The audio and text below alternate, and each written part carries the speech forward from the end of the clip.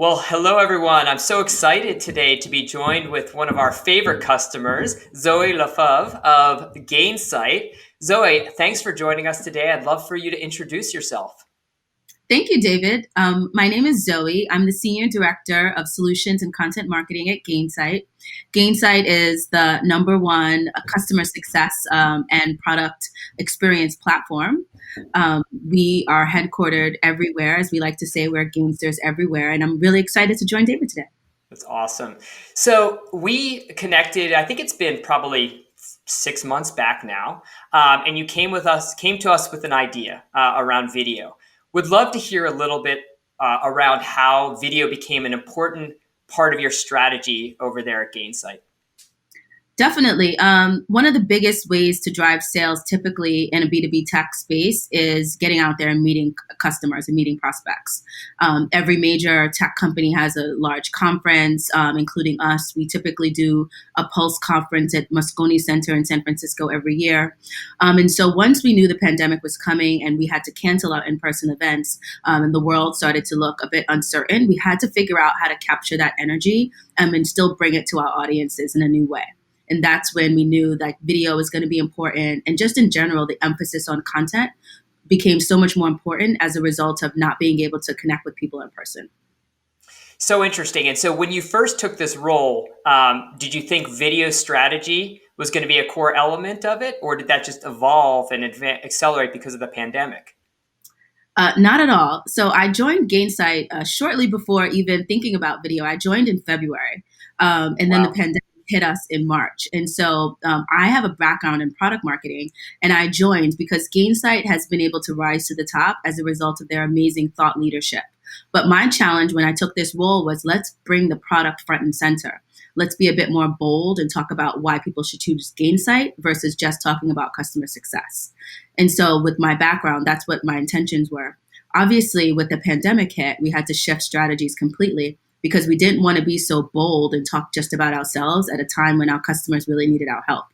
And so not only did our strategy overall about what we're talking about change, but obviously the mediums changed as too, which is why we moved to thinking about things like video. Yeah, and you have a very well respected and very likable, founder and CEO in Nick Mehta. Talk a little bit about the content strategy you first delved into. I think it's really, really very exciting what you guys have been doing. Definitely. So first, we really wanted to lean into Gainsight's values. We've always had the same values; they haven't changed, since the pandemic. And specifically, we really wanted we are definitely as a company internally trying to lean into the golden rule, meaning treat people how you want to be treated, Mhm. and also our human first, value. It's one of our missions from before the pandemic that we want to win in business while being human first. And so it was perfect that we start this Human First CEO series. Nick has a lot of obviously friends and colleagues in this space. And leadership is really challenged at this time, right? I mean, every CEO has had to think about how do I lead my company through this? Because it's not just about getting through the business or making the pipeline numbers pre-COVID, but it's also about supporting the team members, Yeah. the employees, and everyone who's trying to still figure out how to work and be successful in a very difficult environment. Yeah, what a really smart kind of approach. It's thoughtful and empathetic. And to share a little bit of some of the folks that you've had on the broadcast and, kind of what some of the common themes have been. Definitely. We've had CEOs from everybody. We've had Splunk, HubSpot. We have Twilio coming up, Slack. Wow. You name it. Nick somehow has a relationship with them. It's great. He BCCs me on all the emails, and I'm just like, everybody. He's like, hey, you want to be on my series? And he sends them some examples of the past one, and they say yes. So one of the common themes is really a lot of CEOs thinking about how they're going to support the community. Our questions are always the same. We really frame them around success for your community, success for your teammates, success for your investors, because that's another one of our Gainsight values is success for all. So how do you still lead through a difficult time, thinking about your bottom line, obviously, but also thinking about making sure that everyone else can sort of feel successful in that realm. And so a lot of the CEOs have talked about, how they're giving back, whether that's through finances, money for PPE, donating to social justice Yep. missions, because we're not just dealing with a pandemic. We really are at a reckoning point politically, racially. There's just so much happening in the U.S. and globally right now, and so a lot of CEOs have focused in on about how they're supporting employees through that.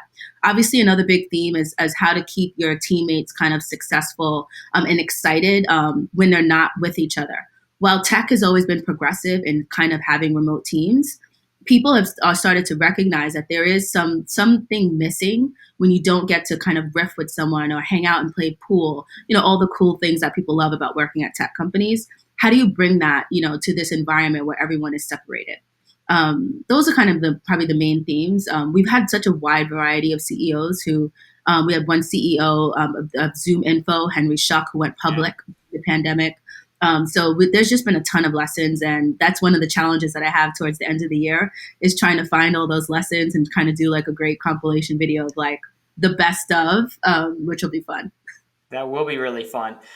So when you were thinking about this content strategy, the other side of it is where to distribute and engage the audience.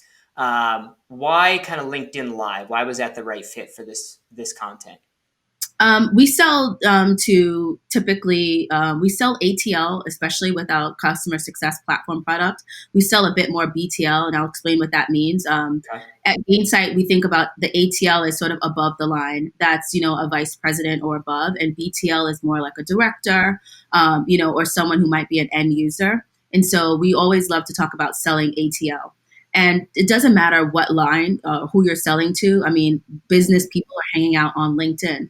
That's the new Instagram for professionals in a sense. Not new, because obviously LinkedIn has been around for years. But that's where we get most of our audience. Nick has a large following there through his own page. Gainsight has a large following there. And so it just made sense if you look at other places to distribute video like YouTube, we definitely put the videos there, but LinkedIn is our primary channel for talking to our preferred personas. And how has the engagement and audience response been to your series? It's been overwhelming. We get far more eyeballs on Nick's series than we do most of our webinars, to be frank. Probably, and I think it's not just because we have these amazing CEOs, but also the focus of the videos is not just to talk about Gainsight. Obviously, we talk about customer success and how that is important right now. But the goal is really to talk about how is your leadership changing through this time and what are you learning? And it also gives Nick an opportunity to connect with his CEO friends. Because one of the things like everyone misses, I think people talk about how much they used to loathe business travel. But those of us who used to be road warriors, including myself, we miss it. We miss getting on a plane every other week, being in a new city, getting away just from wherever it is that we live and taking it feels like a break. And so I think Nick misses that a lot too. And so this is an opportunity to kind of connect in a new way. Love it. And Zoe, as someone who is a leader in your space, what learnings or tips, insights can you share from your endeavor into this content strategy for others who might be thinking about it? The number one thing is like be ready to change. The job that I thought I was going to have when I started in February is not the job that I have today. And the job that I'll probably be doing in 6 months is not what I'm doing right now. Not being afraid to try to learn a new medium. Video is not something that I've ever had to think about. Typically it's something we outsource. Your CSMs have been great in kind of making us feel confident. And now it's like I feel like I'm a TV producer in a sense. So I just think not being afraid to change, especially now with so much changing around us. In whatever career you're in, you're going to have to figure out how do I pivot and how do I pivot fast. Love it. And, to talk a little bit about, your journey of figuring out the right partner for video strategy, video creation, video distribution, like what were you really looking for, especially given that, to your point, you didn't have video experience prior to joining Gainsight? So then the number one thing was like the user experience. Is it something that I could feel confident doing by myself? Could it be out of the box, ready to go? And a lot of the other platforms just had a bit more technical expertise than I was willing to commit to. Not that I can't learn to do something difficult, but honestly, I needed to move and I needed to move fast. And we pretty much got this series up and running shortly after, getting the software. And our business and customer success, we talk a lot about time to value. And so the time to value was really short, and that was probably most important. Let's go back to the video piece for a second, which is, when you joined, it was 1 month essentially before, COVID-19 really struck. What were some of the challenges you faced in getting up and running from a content creation strategy perspective? I think in tech, honestly, my biggest challenge was understanding the space that I was in. So my previous tech roles had been in MarTech, and now I was working in customer success. And so I was at a new company. We were all remote, so I didn't get a chance to really connect with a lot of people in person. Then COVID happened. We had to pivot our big company event. And I was also trying to learn about this business because content is about thought leadership, bringing the product forward. It's not the kind of thing that you can just rinse repeat if I had done this job before. When you're trying to think about content strategy, it really has to be unique to the space that you're in. And so, probably understanding Gainsight, why we're unique, who our competitors are, and why we are more successful than them was probably the hardest part to learn fast while trying to run my team. Okay, great. So you obviously have your first series under your belt with Nick and other tech CEOs. I think you've just launched your second series, which is I think called the Game Changer series. Is that right? Can you share a That's little bit about that series and kind of the vision behind it? Sure. So, Game Changers is what we have rebranded this year, our community. Community is so important, especially in technology. People want to talk to other people that are in similar roles to them, understand wins and losses, understand how to make sure that they're getting the best value out of a product. And so that's what our Game Changers community is all about. We've launched Game Changers VIP Live, where we're sitting down once a month with who we think some of our customers are, have the most unique stories. And so we kicked off with Kelly Capote and Michelle Weidman from one of our customers, Del Boomi. And we saw a great response live, which is amazing. Like the same day the video aired, they already had over 1,000 views. Nice. And it was just, it was a really nice, comfortable conversation. It's not just about, obviously, the platform is amazing, but on the back end, it's about picking the right people to have the right conversation and making sure that they're able to feel natural in front of the camera. That's really cool. So you basically started, I think, with like a thought leadership series. Now you're Mhm. moving into more of like a customer facing series. Talk a Yes. little bit about how you got what how you thought through those sequence of events in terms of starting with thought leadership, moving into customer, and even what's next. Honestly, it felt pretty natural. Kind of Nick is our star at Gainsight. So if we were going to launch into video, we were going to launch with something around him and his brand. And then next was, our community is really important. Taking care of your existing customers is even more important in this environment because a lot of tech companies are probably going to have a lot of difficulties closing new logos. You probably don't have this problem because a lot of people are moving into video. But other people, other companies are thinking about, how do I expand my existing customer base as opposed to bringing in new business? And so we just thought it was important for us to tell those customer stories. That's why we've invested so much in community. We think it's going to be a big, part of our growth as we continue. It's awesome. And how have the customers responded to being a part of it? They love it. Customers look at it as an opportunity to brand themselves. Everyone is thinking nowadays about their personal brand. So anytime that, they can have their own assets, we can feature them, we can collaborate. They really enjoy that. We have our next customer lined up from Splunk. And so they want to do things with us. That's one thing we love about our customers at Gainsight is they're really excited about our platform. We have some customers that have purchased Gainsight 4 and 5 times as they change roles. They keep buying us. So we're fortunate to have a lot of advocates to pick from. That's huge. So when you're looking at how to measure success, what do you from your video strategy? What types of metrics are you looking at? So we're looking at live viewers, but we also feel like uh, because it's not a webinar, people are not registering. We didn't want to hold ourselves just to that. These are business people, right? So just because we're live at the moment doesn't mean that that's the time for them to watch the video. Right. So we're looking at week over week growth. We also have the YouTube views as well. LinkedIn is great, is that it shares data around the title and kind of types of companies that's watching us as well. And so we're trying to connect the dots. Do we see our prospects in those lists, for example? How can we follow up with those people? So those are the type of metrics we're starting with. We're also taking the video series and turning it into an audio series, launching a podcast next month. Awesome. So we can make sure that we want to be wherever our customers are. And so we can't meet them in person. We can, be in their inbox with, amazing blogs, more gated content, more video content, more audio content. So we're going to try to show up wherever they need us to be. It's great, multi-pronged strategy. And with your crystal ball, what do you kind of see as kind of the next phase of your video strategy at Gainsight? So far, we've started using it internally as well to try to Okay. produce our own. So one fun thing about Gainsight is we childlike joy is another one of our values, and so we like to use kind of fun promotional videos. I'm sure you might have seen on Nick's social media his children pieing him in the face when we hit certain registration numbers for events. We have done music videos. We've done carpool karaoke.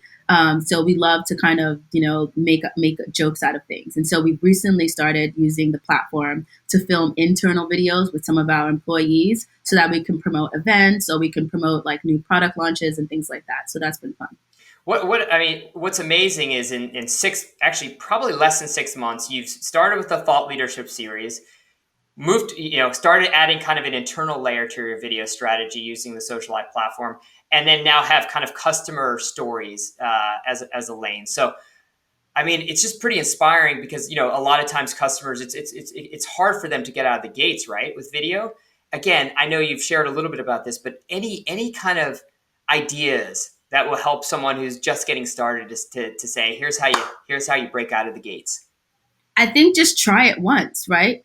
So our first video, we were kind of nervous because the CEO wasn't sure that he would feel comfortable live. Okay. Not going to say who it was, but I kind of pushed and I was like, "You sure you can just do it live?" I was like, "If we hate it," I was like, "Don't worry, it's our first one. No one will probably be watching anyway." And so we just did it, and now it's like no one has a problem with being live and speaking Right. off the cuff. So I think it's just try something. It's the same with our Game Changers VIP Live. I've had some other ideas for videos as well, but we just don't have bandwidth right now to produce it all because Yeah. we don't want to be live every day. But I think you just have to try something, and that's how you have to fail forward in a sense. The world around us is kind of changing rapidly. Marketing strategies are going to have to change just as fast to kind of stay relevant. And so I think don't be afraid to try something that you might think is funny or interesting or unique. If it doesn't work, you have another day to try something else. That's the beauty of this kind of platform. It's easy. And if you don't like it, you can pull it down off LinkedIn. You can just delete it. And it's like Right. it never existed. Yeah, it's ephemeral, but can be very powerful when it works. That's awesome. So, you really have started with some of the bigger, more challenging part, which is live video. Have you delved into some of the other aspects of the Socialize platform, like crowdsourcing and content capture from folks in the field, or even using it to create kind of clips after the fact? And if you have, I'd love to hear how that's been valuable for you. We have not yet, but we are looking at that. So one of the things, obviously, with events is typically when you have a big tech event, you'll give out awards to your customers for doing amazing things on your platform. And so we intend to do that with our big Pulse for Product event that's happening in October. We want to kind of reward some of our customers that are using Gainsight PX. And as a result, we want to be able to kind of film them actually receiving their award Yeah. so that we can do some great videos and share it in different mediums. And so we're considering using the platform for that. It's really just a matter of logistics, figuring out what's going to be easiest for the customers. Can we get gifts to them in time, giving delays with USPS? It's like 2020 has thrown us every obstacle it can. Yeah, we have how many 3 months left in the year? What else can hit us? I mean, it's been the seven plagues all wrapped in 6 months. I don't know. Maybe a I don't meteor. I'm know, hoping not. something. Yeah, But I can't think about what else can happen. seriously. Hurricanes, pandemics, like it Well, feels still the kind of election ahead of us, so we're not out of the woods by any means yet. this is All right, so I know we spoke a little bit about this, but tell us what you've really liked about the Socialive technology platform. I think with any technology, because I've worked at several tech companies, is like the interface, right? People want to look at a product that is beautiful, that's intuitive, that's simple to use, but that can also be customized to them. And so that's one of the things that really attracted me. When I logging in, I immediately felt like I could get comfortable here. Being able to upload all of our own media, we get to add our name tags, we get to brand everything, and it's very simple. Also, just your CSM team is super helpful. Sometimes right before broadcast, we've had an issue or we forgot how to do something, and they've been able to kind of like get us going in real time. And so I think those two things are most important for us. A lot of other platforms didn't have the level of support that we felt that we wanted. If I have a CEO of Box, which we did have, I don't want anything to break. I want everything to go smoothly. If there's any issues, and we've had those too, I want it to be on their side and not on our side. So I needed something that was going to be reliable, and very user friendly. I appreciate that. And, given that you're the leading customer success company, I mean, you can appreciate that we take customer success really, really seriously here from where I sit. Yeah, your product's the driver, but the other side of that coin is customer success, and both go hand in hand. So talk a little bit more about how our customer success team has been not just a support arm for you, but a partner for you along this journey so far. Definitely. When we first sat down with our first CEM, we just recently got a new CEM because he went on to do amazing things, and we're super happy for him. But we really ideated. He's like, "What do you see happening? What kinds of things do you want to do?" And he really sat down and kind of showed us best practices from other accounts of his. And he went in and logged in and said, "This is what these people are doing, and this is something that I've seen really cool." And he helped us just think about new ways to kind of think about the platform. And so anytime we were trying something new, he'd give us some good ideas about how to execute it. We had a really kind of a crazy idea. We still want to execute it, but he gave us some great tips on that, of kind of like having an interview with yourself. Nick, our CEO, is obsessed with like the future and quantum physics. So we thought, how can we create an experience where he talks to himself in the future, perhaps? But we actually turned out that he's done that a couple years ago. So I thought it was a new idea because I'm new to Gainsight, but I guess, every idea has been done, right? Well, if you guys do that, you got to bring in the little thing from Quantum Leap. Do you know the show Quantum Leap? This is totally not part of the interview, by the way. But do you know Quantum Leap? No, we don't have any time You, to watch TV. I you, work 6 days a week. no, Quantum Leap. You're younger than me. You must be in your 30s, I guess. That's very nice of you. I'm 42. Oh, I'm 44. But you don't know the show Quantum Leap from growing up? Oh my God. You look this up after. Quantum Leap was my favorite show as a kid. But the dude Okay. would go back in history. And the guy who sent him back at a little like thing. So you'd like go future back. Anyway, you got to get this little thing that the guy had in Quantum Leap that takes you back and forward history. Oh, I'm yeah. telling Nick probably has one of those because he's obsessed with those kinds of I things. bet he knows Quantum Leap for sure. As like an 8-year-old, he loved Quantum Leap, I'm sure. Yeah. Awesome. Well, we digress. So, what would you say differentiates Socialive from other solutions that you're evaluating in the market? The two biggest solutions, specific feature functions that we saw in this platform that we didn't see in others, is the mobile capabilities. Okay. So one of the things that Nick loves to do is kind of be on the go. Even though we're sheltering in place, Nick loves to tell us each day about how many steps he's taken, for example. He likes to go for walks in his Palo Alto neighborhood. And so I wanted to make sure that we had a platform that if he wanted to do a walking interview, that he could do that. The second one is the enterprise level service. So having a dedicated CSM that we can kind of bounce ideas off of if we need help in the last minute. Like I said, we're having a lot of big names come on our show. And so I wanted to make sure that we could have support levels as necessary. And some of the other platforms we looked at didn't offer that or didn't have it at the same kind of 5 days a week level of service. Great. Awesome. Thank you for that. And is there any other feedback or things you want to share about Socialive platform, your experience with us? It's been really great. I think you guys have been great partners. I've always enjoyed working with my CSMs. I've seen all the new features. The big one was creating accounts for people, which has been super helpful because trying to get a bunch of CEOs to create their own accounts is just like, they're like, "Oh, can my EA do it?" I'm like, "But you have to check the email. So unless your EA gets your email and can click it for you in this remote world, right? Everyone has to kind of operate as their individual, selves." So those new features have been really great. The time tracking that I've seen recently come out, I'm hoping that can help us create some of those kind of future history videos. So I'm super excited to see what's coming next. Awesome. And then I have one other question for you, which is as you're thinking about your next phase with virtual events, Mm-hmm. what's your approach to virtual events as we kind of continue to stay in a virtual world? And how can video play a key strategy in that? So yes, we are definitely keeping up with virtual events. We're doing another big one next month. In terms of 2021, I believe that we will still stay virtual. I don't own that realm of the business. We have a corporate events team that handles that. But video definitely comes into play, especially in this environment, because you can have someone who's, maybe they can't be available on your event day, but then you can pre-record them and have them come in live. Our virtual events, we like to use a mix of pre-recorded video and live video because we still want it to feel authentic. And people love things like Q&A.